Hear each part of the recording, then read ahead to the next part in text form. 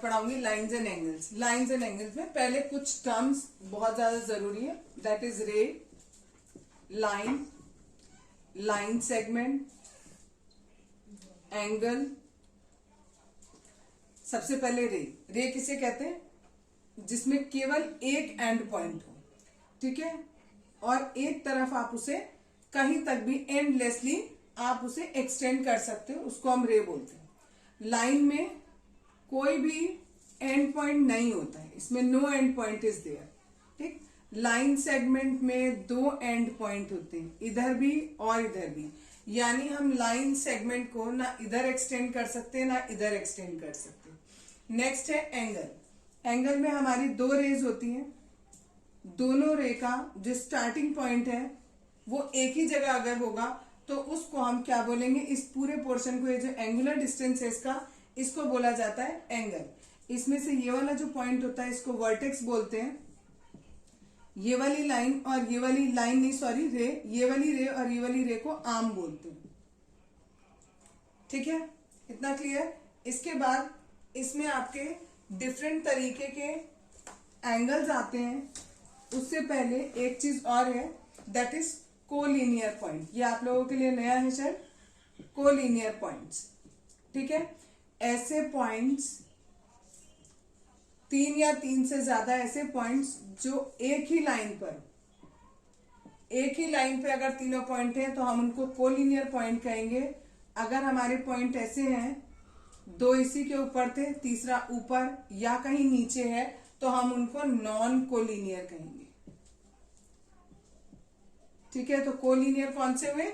ऐसे पॉइंट्स जो एक ही लाइन में होते हैं, उन्हें हम कोलिनियर पॉइंट्स कहते हैं। अब एंगल बताया था आपको, डिफरेंट टाइप के एंगल होते हैं। पहला is acute angle. Acute angle कौन सा होता है? जो less than 90 degree. Second is right angle. Right angle is equals to 90 degree के होता है। Next is obtuse angle. Obtuse angle में angle is greater than 90 degree, ठीक है। नेक्स्ट इज स्ट्रेट एंगल, ये 180 डिग्री का होता है, स्ट्रेट एंगल, ठीक। Next is reflex angle. ये वाला जो पोर्शन है that is called reflex angle. अगर सपोज करो ये एंगल हमें 60 डिग्री दे रखा है और हमें उसका रिफ्लेक्स एंगल निकालना है, तो कैसे निकलेगा reflex? 360 minus 60 that is 300 degree. ऐसे हमारा रिफ्लेक्स एंगल निकलता है। नेक्स्ट है एडजेसेंट एंगल। एडजेसेंट एंगल्स कौन से होते हैं? कोई भी दो एंगल ऐसे जिनमें एक कॉमन आर्म है, ये कॉमन आर्म हो गई, ठीक। एक एंगल ये और एक एंगल ये सपोज मैंने लिया ए ओ बी और दूसरा लिया बी ओ सी। इसमें ये ओ बी वाली आर्म दोनों एंगल में आ रही है। अगर मैं इनको अलग अलग लिख के दिखाऊं आपको, ए ओ बी और दूसरा मैंने लिया बी ओ सी, तो ये वाली आर्म दोनों की कॉमन आर्म है और जो दूसरी आर्म बची दोनों एंगल्स की, वो इस कॉमन आर्म के एक इस तरफ है और एक इस तरफ है। दोनों एक तरफ नहीं होंगी हमेशा। क्या होगा? ये कॉमन आर्म हमेशा बीच में रहेगी, उसके एक तरफ एक आर्म और दूसरी तरफ दूसरी आर्म रहेगी। और एक खास बात इसमें होती है एडजेसेंट एंगल में, दो चीजें चेक करनी होती है हमें। एक तो ये देखना है कि कॉमन आर्म के इधर और इधर, एक इस तरफ और एक इस तरफ दूसरी वाली आर्म हो। और दूसरी चीज क्या चेक करनी होती है? ये वाला पॉइंट, जो स्टार्टिंग पॉइंट है दोनों एंगल्स का, वो एक ही पॉइंट होना चाहिए। अगर मैं ऐसे एंगल बना दूं, सपोज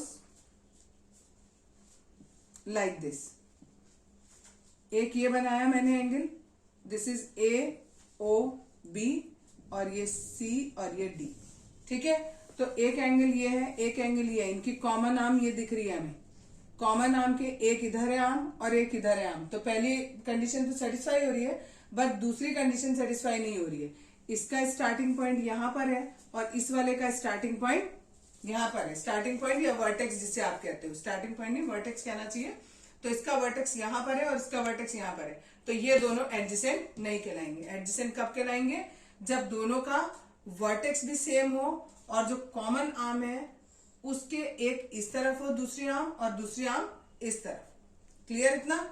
नेक्स्ट है linear pair of angles. Linear pair कब कहलाते हैं? हमारे ऐसे दो एडजेसेंट एंगल, एडजेसेंट कह रही हूं तो फिर से ध्यान रखेंगे, क्या बताया? दोनों का वर्टेक्स सेम जगह हो और ये वाली कॉमन आर्म है, एक आर्म इस आर्म के इस तरफ है और एक इस तरफ है। ठीक है, तो ये एडजेसेंट एंगल हुए। ऐसे दो एडजेसेंट एंगल जिनका सम कितना हो? 180। This angle plus this angle equals to, अगर 180 है then it is called linear pair of angles. Clear? Next है वर्टिकली अपोजिट एंगल।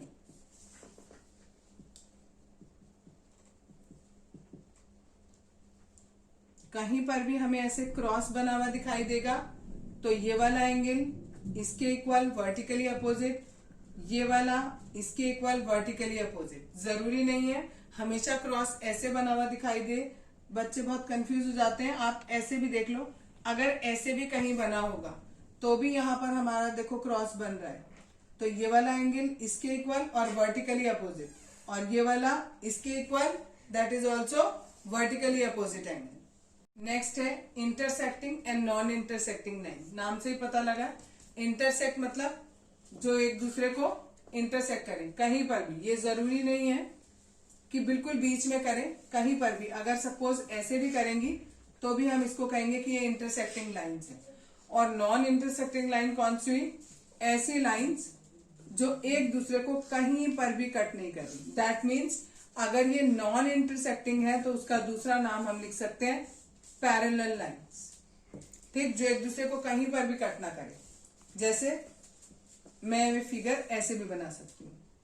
ठीक, ये भी पैरेलल है। इन दोनों के बीच का डिस्टेंस कहीं पर भी आप देख लोगे, ये जो डिस्टेंस है ये हमेशा सेम रहेगा, ये वाला डिस्टेंस हमेशा सेम रहेगा। ठीक, इसका बहुत अच्छा एग्जाम्पल है रेलवे लाइन। ठीक, या होती है आपकी सीढ़ी, ठीक है, लेडर जिसे आप कहते हो। ठीक, उसमें जो ये सारी लाइंस होती हैं ये भी एक दूसरे के पैरेलल होती हैं, और ये वाली भी आपस में पैरेलल होती है। एक चीज होती है कॉम्प्लीमेंट्री एंगल। कॉम्प्लीमेंट्री एंगल किसे कहते हैं? ऐसे दो एडजेसेंट एंगल्स जिनका सम क्या हो? 90 डिग्री। एक ये वाला एंगल और एक ये वाला एंगल। ठीक, इन दोनों का सम कितना आ रहा है? 90 डिग्री आ रहा है, तो दे आर कॉम्प्लीमेंट्री एंगल। इसी के जैसा होता है सप्लीमेंट्री। सप्लीमेंट्री में दो एंगल का सम कितना होगा? 180 डिग्री। एक एंगल ये और एक एंगल ये, इन दोनों का सम कितना आ रहा है? 180 डिग्री। ठीक, ये लाइन बिल्कुल स्ट्रेट होगी, मेरी थोड़ी सी टेढ़ी बन गई है, बिल्कुल सीधी। ठीक है, बिल्कुल स्ट्रेट बनेगा सप्लीमेंट्री एंगल। एक बात और याद रखो, सप्लीमेंट्री मतलब 180 डिग्री और कॉम्प्लीमेंट्री मीन्स 90 डिग्री। कल आपको बताया था कि अगर दो ऐसे इंटरसेक्टिंग लाइंस होती हैं तो ये वाला एंगल इस वाले एंगल के इक्वल होता है। ठीक, और इधर वाला एंगल इस वाले एंगल के इक्वल होता है। ये भी प्रूफ करके दिखाऊंगी। That is a theorem. ये थ्योरम है हमारी कि जो वर्टिकली अपोजिट एंगल होते हैं वो आपस में इक्वल होते हैं। कैसे पता लगाएंगे? देखो, ए ओ बी, ये ए ओ बी एक स्ट्रेट लाइन है। जब ये स्ट्रेट लाइन है दैट मीन्स कि इस पर जितने भी एंगल बने होंगे उनका सम कितना होगा? 180 डिग्री होगा। दैट मीन्स इस एंगल और इस एंगल, इन दोनों एंगल का सम कितना होगा? 180 होगा। अगर हम इसको 1 मानते हैं, इसको 2 मानते हैं, इसको 3 मानते हैं, तो हमें angle 1 plus angle 2 equal to 180 होगा। क्यों होगा?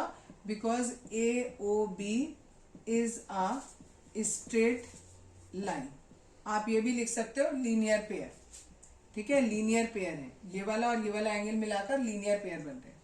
ये हमारी फर्स्ट इक्वेशन बनी। सिमिलरली हमने कहा ये वाली जो लाइन है सी ओ डी, दिस लाइन, ये भी स्ट्रेट लाइन है, तो दैट मीन्स 2 और 3, इन दोनों का सम भी कितना होगा? 180 डिग्री होगा। सेम रीजन देंगे जो यहां पर लिखा है। अब दोनों इक्वेशन को हम कंपेयर करेंगे, दोनों की राइट साइड इक्वल है, दैट मीन्स लेफ्ट साइड भी इक्वल होगी। Angle 1 plus angle 2 equal to angle 2 plus angle 3। Angle 1 यही रखा, ये 2 और 3 भी यही रखा, और ये वाला 2 मैं राइट में ले गई, माइनस का हो गया, ये और ये कैंसिल हो गए, एंगल 1 इक्वल आ गया एंगल 3 के। That means vertically opposite angle क्या होते हैं, इक्वल होते हैं। इसी तरीके से हम प्रूफ कर सकते हैं कि एंगल 2 और एंगल 4 भी इक्वल होते हैं। एग्जाम्पल नंबर 1 देखो, आपको ऐसा फिगर दिया हुआ है और फिगर में ये गिवन किया है कि angle POR, that means this angle, और रेशियो दिया है ROQ, that means this angle. इन दो एंगल का रेशियो आपको कितना दे रखा है, 5:7। हमने माना पहला angle is 5x and another one is 7x, तो लिखना पड़ेगा आपको let the angle POR equals to 5x and ROQ equals to 7x। जब भी हमें ऐसे रेशियो में दिया होता है तो हम उसके साथ कोई ना कोई एक वेरिएबल लगा लेते हैं, ये 5x हो गया, ये 7x हो गया। अब हमें फाइंड आउट करने सारे एंगल बताने, चारों एंगल बताने, यानी ये भी, ये भी, ये भी और ये भी। अब हमें दिख रहा है POQ कैसी है, स्ट्रेट लाइन है, दैट मीन्स इन दोनों एंगल का सम कितना होगा, 180 होगा। तो लिखेंगे 5x plus 7x equal to 180 degree. Reason यहां पर जरूर दोगे, रीजन नहीं दोगे तो नंबर नहीं मिलेंगे, ठीक है। क्या reason, POQ is a straight line, या क्या लिख सकते हैं, LP, that means linear pair. ये दोनों मिलाकर लीनियर पेयर बना रहे हैं। 12x equals to 180, x is equals to 180 divided by 12। पहले 6 के टेबल से काट दो, 2 और यहाँ 30, फिर 2 के टेबल से काटा, दैट मीन्स 15 डिग्री, यानी x की वैल्यू आ गई 15। यानी ये वाला एंगल कितना हो गया, 5 इंटू 15 दैट इज 75, और ये वाला हो जाएगा 7 इंटू 15 दैट इज 105। क्लियर। तो आपको ये दोनों एंगल बताने थे और ये वाला एंगल भी बताना था। अभी पीछे प्रूफ किया है कि ये और ये वर्टिकली अपोजिट है, तो जितना ये होगा उतना ही ये होगा, यानी ये भी हमारा 75 होगा, और ये वर्टिकली अपोजिट है, यानी ये भी हमारा 105 होगा। एग्जाम्पल नंबर 2 देखो, आपको बुक में क्वेश्चन दिया हुआ है, रे OS, ये OS वाली लाइन जो है ये इस POQ पर एक रे है आपकी, और दिया है रे OR, ये OR इस POS का बाइसेक्टर है। अगर मैंने ये एक एंगल बनाया और इसका ये बाइसेक्टर बनाया, बाइसेक्टर का मतलब होता है दोनों एंगल आपस में कैसे इक्वल है। अगर ये x है तो ये वाला भी कितना है, x है। सिमिलरली आपको दिया ये जो OT है ये इस SOQ का बाइसेक्टर है। ऐसे बनाया मैंने, ये SOQ और ये T बीच में, यानी ये वाला एंगल इस वाले एंगल के बराबर है, ये y और ये y, ठीक, ये x और ये x और ये वाला y और ये y। तो इतना क्लियर हो गया तुम्हें कि ये वाला एंगल इस वाले एंगल के इक्वल है और ये वाला एंगल इस वाले एंगल के इक्वल है। जो एंगल इक्वल होते हैं उन पे सेम साइन लगाते हैं। यहाँ मैंने देखो डबल लाइन लगाई है और यहाँ मैंने सिंगल लाइन लगाई है। अगर पेपर में आपको क्वेश्चन में नहीं गिवन है और फिगर दिया हुआ है, फिगर में ऐसा बना हुआ है, तो इसका मतलब जिन पर सेम साइन है वो आपस में इक्वल है और जिन पर सेम साइन है वो आपस में इक्वल है। ठीक, इतना क्लियर हो गया। अब हमें बताना क्या है, हमें प्रूफ ये करना है कि ROT ये वाला एंगल कितने डिग्री का है, 90 डिग्री का है। हमें ये प्रूफ करना है, ठीक है, फाइंड करना है, प्रूफ नहीं करना है, केवल फाइंड आउट करना है कि ये कितना है, हमें बताना है। ठीक, कैसे करेंगे, हमें दिख रहा है POQ कैसी लाइन दिख रही है, स्ट्रेट लाइन दिख रही है। POQ is a straight line, ये मैंने रीजन पहले ही दे दिया। अगर ये स्ट्रेट लाइन है तो दैट मीन्स इसके ऊपर जितने भी एंगल है सबका सम कितना होगा, 180 डिग्री होगा। इस पर 4 एंगल हमें दिख रहे हैं, POR, ROS, SOT, TOQ। ठीक, तो मैंने यही लिखा POR, ROS, SOT and TOQ, सबका सम कितना, 180 डिग्री। अब सबकी वैल्यू मुझे पता है, ये है x ये भी x, ये y, ये भी y, और इक्वल टू कितना 180। और इसमें रीजन हमने क्या लिखा, यही वाला कि POQ कैसी है, straight line, 2x 2y, x और x मिलकर 2x हो गया, y और y मिलकर 2y हो गया, इक्वल टू किसके 180 डिग्री। इन दोनों में से 2 कॉमन दिख रहा है मुझे, x plus Y equal to 180 degree, that means x plus Y is 90 degree. अब देखो मुझे x प्लस वाई ही निकालना था, कैसे, इन्होंने बोला था ROT फाइंड आउट करो, ROT यानी दिस वन, यानी ये वाला पूरा एंगल निकालना था, ये x और ये y, तो यानी x प्लस वाई निकालना था मुझे, तो यहाँ पर हम लिख देंगे x प्लस वाई की जगह ROT equals to how much, 90 degree. इसी क्वेश्चन को दोबारा देखो एक बार। अगर क्वेश्चन में हमें केवल इतना गिवन है कि ये x है और ये भी x है, ठीक है, केवल इतना गिवन है हमें कि PO पूरा x दिया हुआ है, सॉरी दिस POS पूरा, ये पूरा का पूरा x गिवन है। अब देखो ये एक स्ट्रेट लाइन और ये एक एंगल, ये S, ये O, ये P और ये Q। अगर ये वाला एंगल x है तो ये बचा वाला 180 माइनस x हो जाएगा, क्योंकि दोनों का सम कितना होता है 180। अगर ये x है तो ये कितना बचेगा 180 माइनस x, इसका मैंने कर दिया आधा, तो दैट मीन्स ये भी x/2 हो गया और इधर वाला भी x/2 हो गया, ठीक। ऐसे ही मैंने इधर वाले का भी क्या कर दिया आधा, तो दैट मीन्स ये वाला भी 180 माइनस x/2 हो गया और ये वाला भी 180 माइनस x/2 हो गया, ठीक। अब मुझसे उन्होंने बोला है, क्वेश्चन में क्या पूछ रहे हैं वो, ROT बताओ। आपके हिसाब से फिगर में देखो ROT कितना होगा, ये वाला एंगल प्लस ये एंगल, यानी ROS प्लस SOT। ROS है x/2 और ये है 180 माइनस x/2। एलसीएम ले लो, 2 एलसीएम आया, x प्लस 180 माइनस x, ये x से x कैंसिल हो गया, 180/2 दैट मीन्स 90 डिग्री। इस एंगल को इस क्वेश्चन को लिखने का तरीका क्या, आपको POS पूरा x दिया था तो हमने लिखा पहले POS बराबर x, ये हमने गिवन किया हुआ है तो हमने ब्रैकेट में लिख दिया गिवन। अब हमने क्या किया, ये बीच में एक लाइन ड्रॉ करी है, तो ये वाला जो एंगल है वो आधा हो गया, x/2 हो गया और ये भी x/2 हो गया, तो हमने यही यही लिखा POR x/2, ROS x/2। क्यों हुए, क्योंकि ये जो OR है ये बाइसेक्टर है इस पूरे एंगल का, ठीक। सिमिलरली जो ये वाला एंगल है ये पूरा था हमारा x, तो ये कितना बचेगा 180 माइनस x। क्यों हुआ 180 माइनस x, क्योंकि लीनियर पेयर बना रहे हैं ये वाला और ये वाला एंगल देके। फिर इसका भी हमने बाइसेक्टर ड्रॉ किया, तो ये भी आधा और ये भी हमारा आधा हो जाएगा, ठीक। अब हमें ये ROT निकालना है, तो दिस प्लस दिस, फिर एलसीएम लिया, सॉल्व कर दिया।